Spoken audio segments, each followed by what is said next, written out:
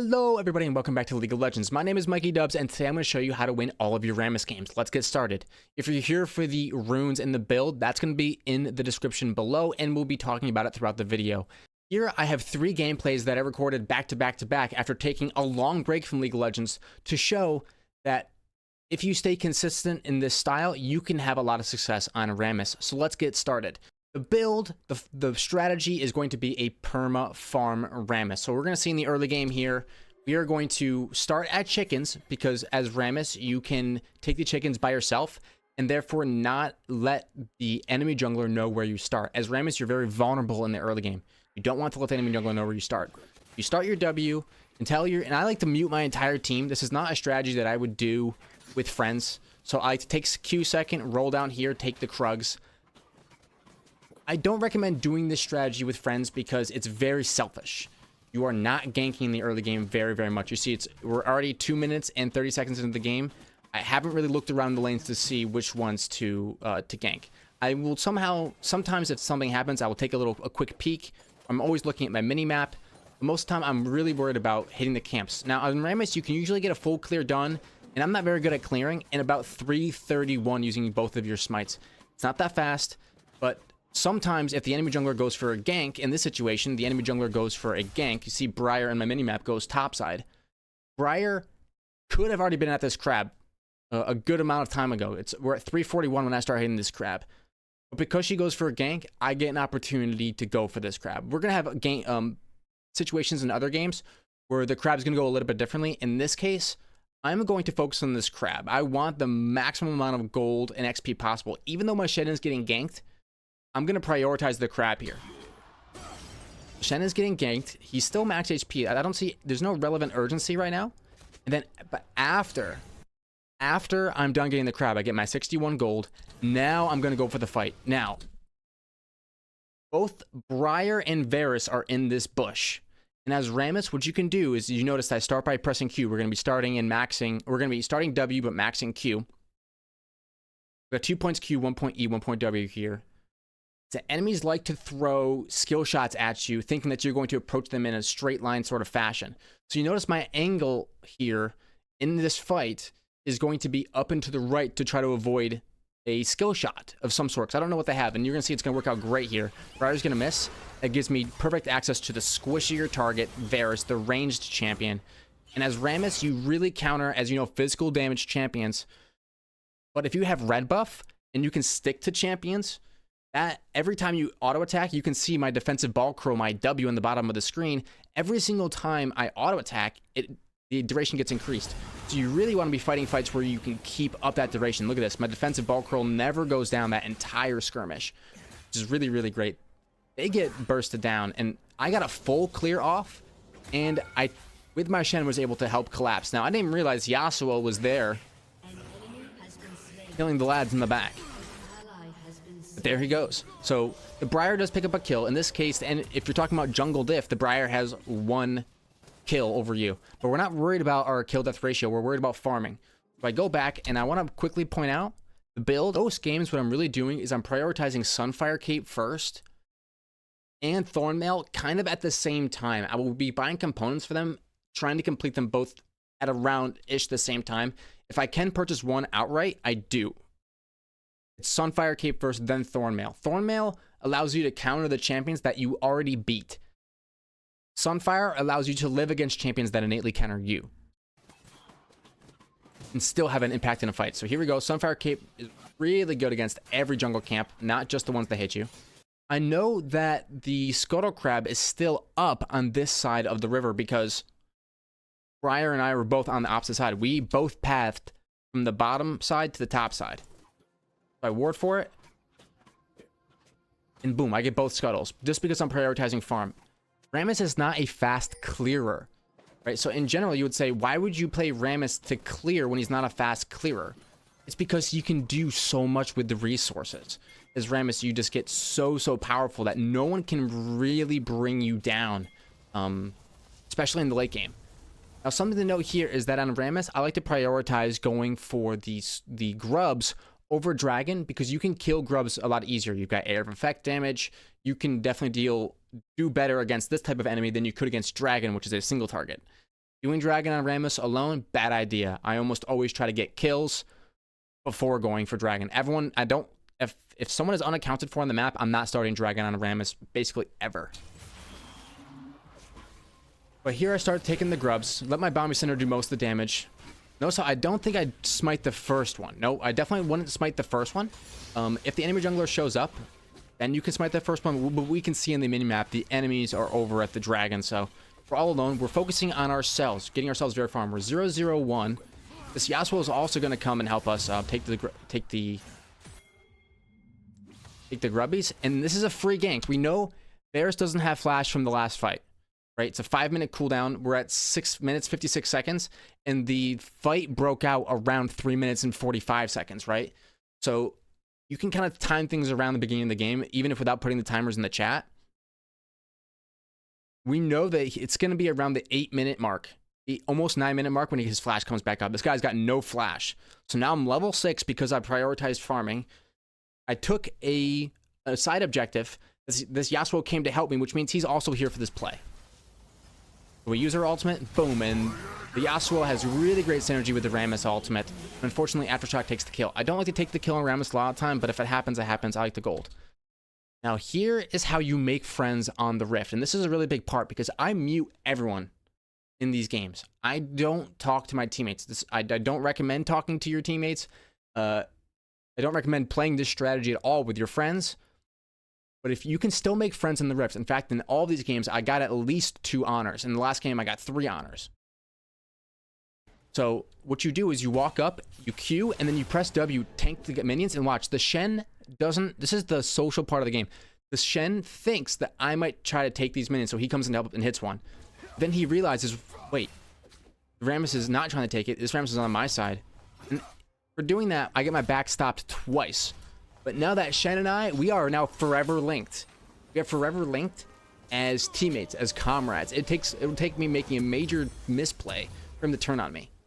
And I will never know if he turns on me. Here, I'm looking at thornmail, looking at sunfire, I'm buying components of each. So in a lot of games, I will end up with Bami Cinder and Bramble Vest in my inventory at the same time. We have all of our camps up. We're gonna go for the red buff. And I see, I have to make a decision here. Briar is ganking bot.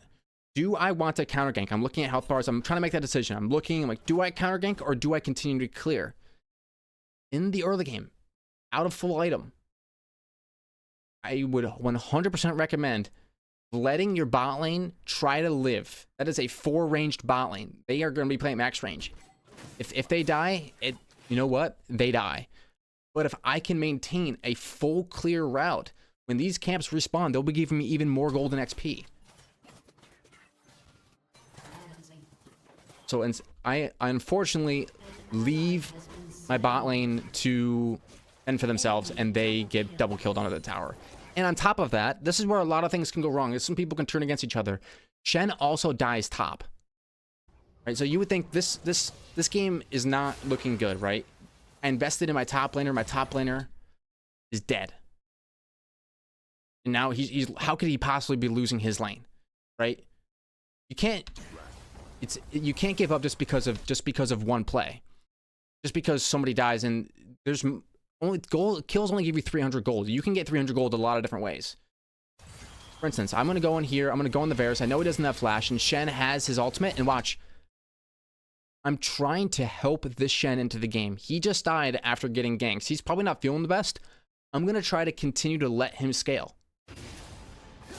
Look at that. And we actually force out another summoner from Varus. So in this case, I actually did skip camps because the Varus was going for platings. A lot of times what you'll see is laners, they will want to take platings. And here I try to back off before I take that. And Shen does get the cannon in, which is very good. So if enemy laners are going to be pushing up super far to get platings, you can punish them from far away as Rammus with your Ghost. Which is why I take Ghost over Smite.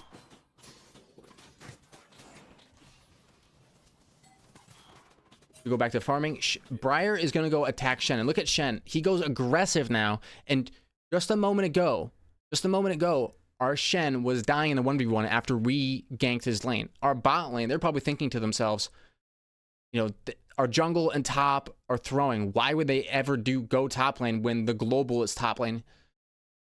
Look at Shen. Now Shen is killing enemy jungle. There's too much back and forth in League of Legends to be worried about one individual play. You have to put yourself in a position to get the maximum possible resources and then trust that over time you will get better at making decisions with what to do with your champion. As you play the champion more and more, you will get better at picking the right engagements. Rammus is a champion that likes to go all in. Okay, so here I ping on the grubs because I decide I want to skip some camps again. Because I skipped camps last time to gank the Varus, I know that I have a slight delay in these camps. I can do something in that same time slot, if that makes sense. Last time I skipped camps. On the next go-around, you'll have a moment where, wait, I skipped camps. My camps aren't ready. My Gromp isn't up. My Gromp won't come up for a little bit here. And I tell myself later on, I will get the Gromp and get the Wolves. I want to go get these grubs. And look who's here. Briar. And because she has her W form on, she's forced to attack me. This is a really nice matchup for Rammus. And watch this Briar just absolutely destroy herself. Here I have Thornmail, Bami, Cinder. Aftershock completely devastates her. She's on 1 HP. Now, she almost gets out here. Because Rammus has gap closing in the form of his ultimate now. Watch this. Boom! Now the Varus is in a lot of trouble. He should have flashback up unless he used it in a recent fight. And he goes down. So, because we have so much power from our items, we end up being very, very, very strong in these 2v2s and these 1v1s. This is going to show you... Here's a Swain, okay? Swain is an innate counter to Rammus for this reason. Swain does magic damage instead of physical damage. So Rammus can negate some magic damage, but not all of it. He's quite weak to it. He's also a champion that can't be bursted out. Rammus does pretty well against stuff like Lux and Syndra and Xerath that are immobile mages that need to spam their combos in quick succession to burst you out. Rammus actually does pretty well against Fiddlesticks of all people. You would think that with the area of effect magic damage that Rammus would not do very well. But in fact, Rammus, he kind of shuts down Fiddle by applying major amounts of CC to him and being unstoppable. Champs like Swain are a problem, though. They will drain you and your teammates. If you try to go in on a Swain first and then your teammate comes to follow up, you're bringing everyone to the Swain death trap. Juggernauts are very hard for Rammus to kill, especially AP Juggernauts. Mordekaiser, Swain, and most of all, Guinevere. Gwen destroys Rammus. So AP Juggernauts you gotta watch out for. So watch how we play this. Swain flashes away. I have my Q, and we're not gonna go in for more. That Swain's gonna be very powerful. Instead, we're just gonna take these grubs. We've defeated the Briar. We've earned the right to these grubs. There's a good chance that Briar goes for this dragon, and I'm thinking to myself, Briar's gonna take the dragon. But at the same time as Rammus, if you can get Mountain Dragon, that gives you a lot more armor, which makes you a lot stronger. Mountain Dragon is probably Rammus's best dragon. So I do want the dragon, but I'm also kind of torn between playing at maximum efficiency. And you'll see here, I have to make a decision. Do I roll down to contest dragon, because Briar could already be on their way, and someone on my team already is pinging for it? Or do I take Scuttlecrab, Gromp, and Wolves? In this case, I say, my bot lane is weak. My bot lane is getting farmed. Swain is strong. I don't have an answer for Swain right now. That whole side of the map, that's their side. I'm going to go ahead and farm. So I am, in my own head, I'm saying that's their dragon. We're going to have to deal with the dragon later. But look at this. The Briar. Because the Briar was set behind, she feels very much behind. She's actually farming right now instead of going for the dragon. Which, if you were playing against a Vi or something that was, playing efficiently, they would probably be already on that dragon. Briar decides that she wants to get an advantage bottom by going for a gank. She doesn't get... I don't remember if she actually gets a kill here or not. She doesn't. But she wants to start up this dragon. Now, I've gone this whole game ignoring bot lane. But here, I think that they're overextended. I've just gone back. I've used my gold. I know I beat Briar. I think I can make an impact here. I go ahead and call off the Jhin and watch the Melio. The Melio, as soon as my taunt hits, he ults. So Jhin is not taunted right now. Melio does everything he can, but because we can stick down to him with the red buff that we just picked up, we can kill him. And I wanted the Mountain Drake. That was a big reason why I didn't just go take Krugs and go take Raptors.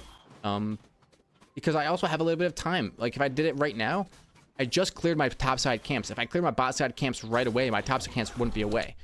But here we have a Luck. She can help me secure this dragon. But here comes Briar. In this instance, Briar throws her ult at me. She's coming. You can see this red circle. Anyone inside that red circle gets feared. So luckily we're not important yet, but it will be later on. I know this is a smite fight. 900 is the damage on smite. I'm just watching for that 900 and I smite. Briar, she can, now that the dragon's gone, she cannot fight me. There is no world where she can fight me, but she has teammates on all sides. Swain does damage to me. Melio does damage to me. So I'm going to start taking evasive maneuvers, right? I want to get out of here. But watch this fight unfold. This is going to be the first time where I don't think I should have actually fought. Watch Jak'Sho go absolutely off here. And I'm like, we got to fight with the team. And unfortunately, I get myself in a sticky situation. I do kill the Briar, but my shutdown goes over to the Jhin. Which to me is actually definitely better than going to the Swain, because I can't kill the Swain. The Swain's going to have to be someone else killing him. I look back top and look at that. In most cases, you would say this is a disaster. The lane that I chose the path towards in gank, Shen, is dying to the Varus 1v1. And his tower is gone. If you're my bot lane, you put up a surrender vote here. The no surrender vote goes up, and I'm going to try to run down this Varus, make him restart his back, but unfortunately he's not hiding in any of the bushes, so I get some alone time with my camps, which feels good because all my camps are up now. We're at 122 farm right now at 16 minutes. It's not going to be like, Rammus is not the fastest clear, but because you can do, once again, so much with your gold, it can be very good. Okay, so here I'm going to have a couple moments where I'm trying to make a play happen because I'm on 2 completed items. I feel strong. I want to make a play happen with thornmail sunfire. But I'm gonna go mid, and it's not gonna be the most successful gank. We're gonna get something. I'm gonna go ahead and ult, and I want Jak'Sho to use his ult, but I don't actually get there. But Swain used his ghost, so I'm like, okay. Now that we got the ghost, I don't want to fight him, and I want to leave. But I'm still trying to make a play happen, right? I want to make another play happen. I'm trying to get in that river. Maybe I can help this Xayah out. But this is a case where I know Briar is top because Rift Herald just got pinged, just got defeated. So I'm like, is there anything here? Melio does a good job of shutting me down. I have to cut my losses. A pretty bad play right there. Now Briar gets to enter my opposite side jungle for free, and I just have to take it back. Luckily, I do have some gold. And my first instinct was to back, I should say. Because then I started seeing this bot lane, and I'm feeling behind. I'm feeling like I have to do something here because Briar's on the opposite side of the map. Here's a case where I think, oh, they're pretty low on health bars. I know Jhin has been winning. I'm expecting my bot lane to lose. My bot lane ends up winning. I'm like, okay, well, I guess I can help kill this Melio. Like, I can make sure this Melio doesn't die. Look, Lux kills the Melio. This is an instance where I've wasted time. I'm shown on the map. Briar's still opposite side, but luckily my camps are not there. She can't counter jungle me. Shen is farming safely, but it's the Yasuo here who has to withstand the pressure of the Rift Herald mid, and this is why this is a big mistake. All this wasted time. Look at mid lane. Just get absolutely tumbled by the Rift Herald. I decide, instead of backing, to go and counter jungle, which I think is an okay decision here. This is the kind of decision that'll get you flamed by your friends and pinged by your team. Backing and going mid could have maybe saved the tower, or maybe I show up and I'm there now and I feel bad about hitting the minions. So I just take 2 camps and see if I can pick off any stragglers. I'm looking for people after a play like that who are taking greedy backs. And look at this. I actually crossed the entire map over a ward for this Varus. This Varus wants to get that tower. So because I went to dive bottom and failed, my team lost 2 inner turrets. That's a huge misplay by me. If I had just backed immediately, would have had more success here. I feel as though we have to get something for this Varus playing so greedy, and we are going to end up getting something. We chain our CC beautifully. As Rammus, you're a great ball delivery system for a Shen. We have our camps up. We get them off the map so that the Briar cannot farm them. We want them ourselves. We want that gold. We're at a point right now where we definitely want to back, but Dragon's coming up. We're trying to be here. We're trying to be so greedy. 2,000 gold and still fighting, but we want to help the Yasuo. We go in. We know we can kill Briar if we get on here. The Briar's gone. But watch the power of the Swain. We have to be so careful fighting Swains. It seems like it's such an easy fight. Look at me, he's healing. He's pulling in the Lux. He's got that Omni Vamp. Boom. But the Lux and the Rammus, this is why we max Q. We get our roll up, which combined with Lux's burst damage is enough to bring down the lad. So we have to be very careful when fighting Swain. We don't want to be fighting him on his terms. Here, this ends up working out really, really well. What I'd like to try to do is waste my opponent's time as Rammus, make them throw skill shots at me if I feel as though I can make use of it. Here, I waste time for just a moment, and then I go back to farming. I should probably back, and I probably will complete my back here, despite my team being all the way around Dragon. I'm actually going to complete my back because I got 3k gold. I pick up the sorc boots, and I pick up, oh no, actually here I pick up an unending despair, or unyielding despair. That's a great tank item. If you're going to be locked into long combats with people like Swain, I can keep pulsing damage out. Alright, so Varus just ends up killing Shen, and this Varus has shown the tendency to give up his life for gold and experience. So here he comes, and we're gonna, I think this is gonna be a quick, easy kill, I believe. No, he had flash. He had flash after killing Shen, right? So usually be like, start pinging the Shen. Like, how did he have flash? Now, we are very lucky that he doesn't have Chains of Corruption here, his ultimate, to lock me in place. Even with one fruit and flash, and I have tier 1 boots, we go around the slow field, because the slow field actually is enough to really dampen our spirits. We do kill the Varus for 300, which is nice. I get left in a wild goose chase that probably will proc the enemy getting Dragon, but I cannot let Varus get away with that kind of split push behavior. It's a big reason why stuff like the Baus FFS's strategies work out so well, because enemy junglers, including people like myself, you have to get those kills. You have to punish people. So they end up doing the Dragon, but the enemy getting more AD isn't the big problem. It's the enemy getting more AP on Rammus. That's a big reason why I don't worry about enemy ADCs getting fed on Rammus, is because, well, we own enemy ADCs. It's the APCs, it's the mages that are the scary ones. So here, at this point in the game, I've got 3 items. I'm looking to make plays. The whole perma farming thing is kind of over. Our entire pathing is no longer focused around the single resource gathering of farming camps. Instead, we are focused on getting picks and securing objectives. Now, there's no objectives on this side of the map. We can get a pick pretty easily. Melio's left out here in the cold. He tries the flash. I don't know what he's thinking. He also ults. So, yeah, the Melio definitely missed playing there. I've got 1,200 gold. A camp comes up. I'm not, at this point in the game, 22 minutes in, it's not all about the farm. It's really about playing objective play. So here, I actually ping defense on the tower. I want to go defend the tower. But I see Xayah coming up the river, and usually I can't fight Swain 1v1. But I feel as though with Xayah, with that physical damage coming through, and I can try to lock him in place, we can kill this guy. So let's try it. This is going to be a tough fight. I don't use my ultimate yet. If you can get to enemies without your ultimate on Rammus, do it, because that lets you use it as an escape. Or further gap closing.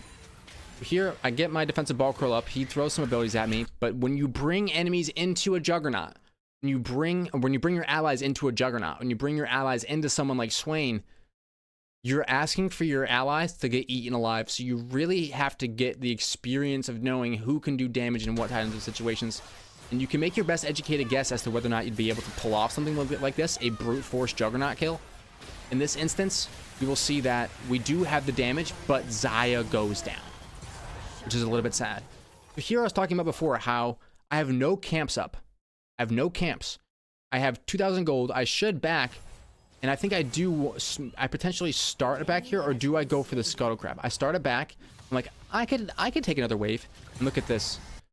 I'm gonna go back to the waste their time strategy, and it's actually gonna pull them pretty far in here. Look at the Jhin. They feel pretty powerful with the Melio, the extra range. I'm pulling them in. Think about what they're doing.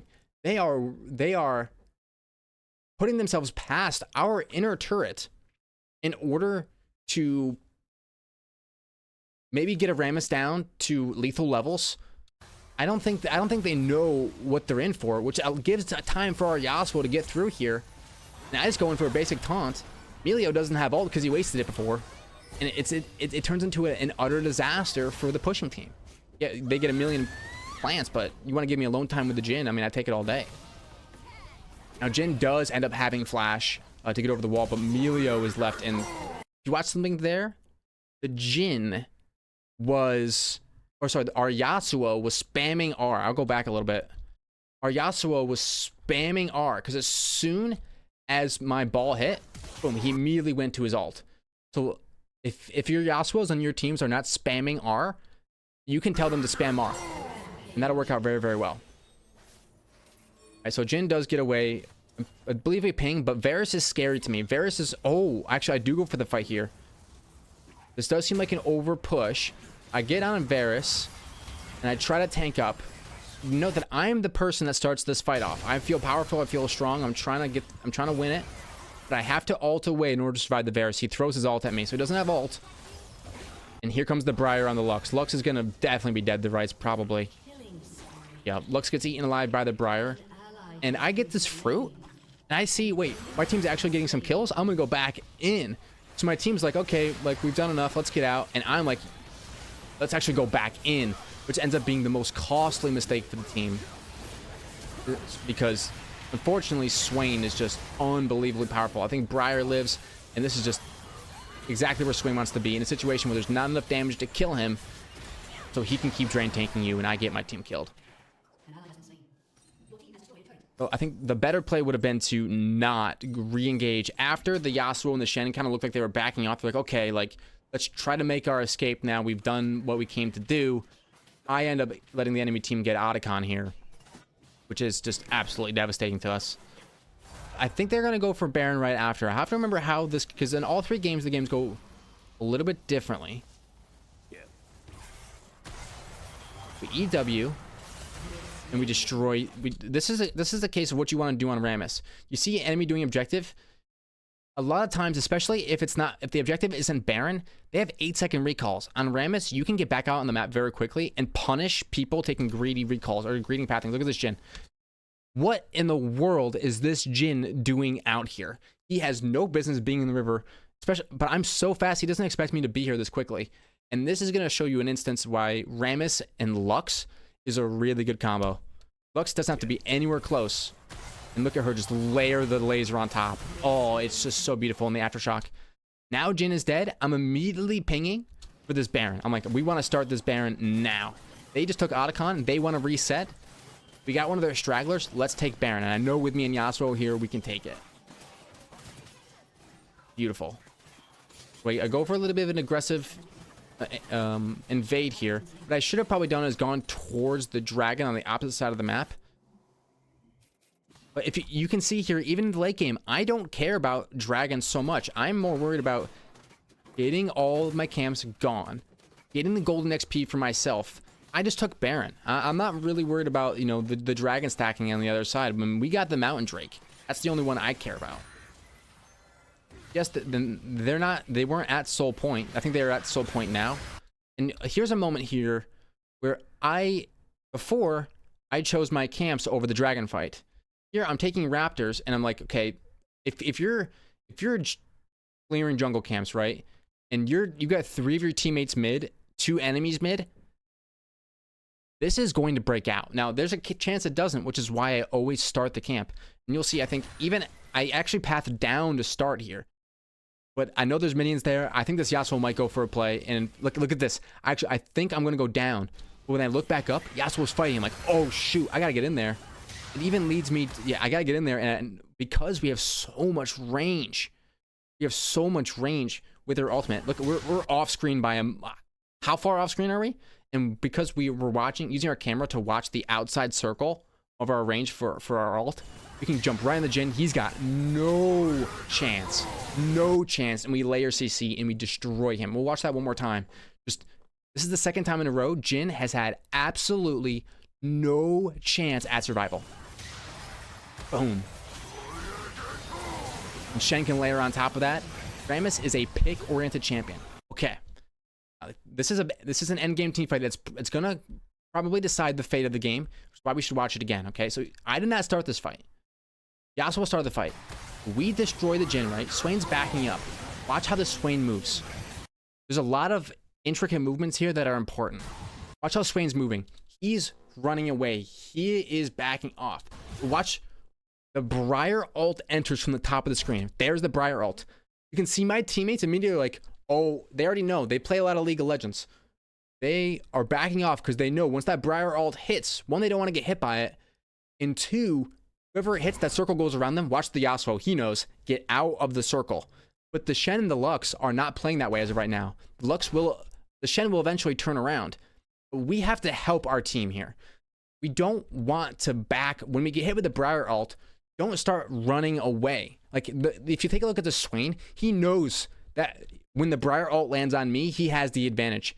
If I start walking back towards my team, they will all get feared when the Briar lands, and Swain can wreck them. That's why he turns around here. He's like, I can do a bunch of damage. So he turns around, and since I keep walking forward, no one on my team gets feared by the Briar ult. We'll back it up. No, not a single person on my team gets feared by the Briar ult, and we can start going for the fight again. We kill Briar, we taunt and go for the physical damage champion that we can kill quickly.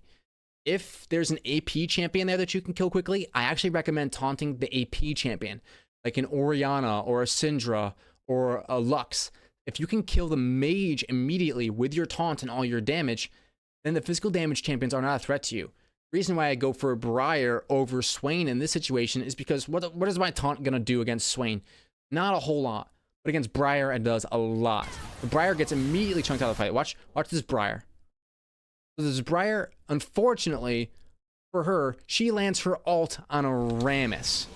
So I don't even have my W up yet, but watch, I taunt. Briar is torched, and I'm pinging her so my team knows she's the champion that needs to die. Swain isn't doing that much damage. He's difficult to kill because he sets you up for a lot and he can kill you over time. Briar is the one who can just kill you. So I'm pinging my team, kill the Briar. That's what we want to do. And here I try to run away. You can see here, because I walked forward after the Briar ult, and because I kept fighting, I'm trying to time out the Swain, but unfortunately, I get knocked into the Swain by the Melio, and I'm in a pretty sticky situation. I'm just going to fight it out to the death. That's what you have to do on Rammus a lot of time. Start smacking them. Just keep fighting. Don't give up. And because you've got so much HP and tankiness, it's very hard for them to bring you down. Now, here is a moment in the game where I want you guys to pay very close attention. The Varus is pushing bot lane. Now, Varus is an ADC. We should be easily able to 1v1 him in a fight. But there are champions in League of Legends that you should be innately able to counter, but if they build the correct items, they counter you. And that can become a very big problem. Master Yi is an excellent example. Rammus does very well against Master Yi when Master Yi's are building Infinity Edges. Rammus does very poorly against Master Yi when Master Yi builds something like a Terminus, which is what this Varus has. Varus also has a Hull Breaker. He also has a Rage Blade. So he's Rage Blade to get the auto attacks, Terminus to get the magic damage on hit and the extra resistances, and Hull Breaker for the extra resistances as well. He's a very tanky lad with resistances and attack speed. But here, I get the initial burst off, right? I'm the burst champion, but watch, his Terminus shreds my MR and armor. It also does magic damage on hit, so watch him just absolutely rip me a new one here. And he gets the advantage. I blue ping it to tell my team, like, we're in trouble. He could have easily killed us here. If you're up against one of these split pushing marksmen and you think you can go up and one-shot them, take this as an example. You can deal a lot of damage to him, but his Hull Breaker lets him live. Look at that. His Hull Breaker and his Terminus let him live on just a little bit of HP. He's got 2 tank items. Marksman tank items, but still tank items. So while in a normal situation, if that was a lethality Varus, or, you know, a regular attack speed Varus that wasn't so much AP on hit, that'd be fine. But you have to be careful of these AP attack speed champions. Because as Rammus, yes, you can make enemies attack you, but if an enemy is attacking you with a lightning rates with magic damage on hit, you can end up getting yourself into a lot of trouble. If a super late game Kayle feels pretty bad if you're playing Rammus if they build AP. And Master Yi's, if they buy Terminus, Blade of the Ruined King, Ginsu's Rage Blade, they can end up killing you. But there's game 1. There's a game where we absolutely dominated pretty much from beginning to end with a really nice jungle matchup. I think when you play this style, you'll see here the damage charts. When you play this style, when you're doing a lot of PvE and you're really not involved in that many fights until the end of the game, you're not going to have as much damage. But if we go to the damage taken, you're almost always going to be one of the top champions in the game, no matter what. So there's that. Perfect.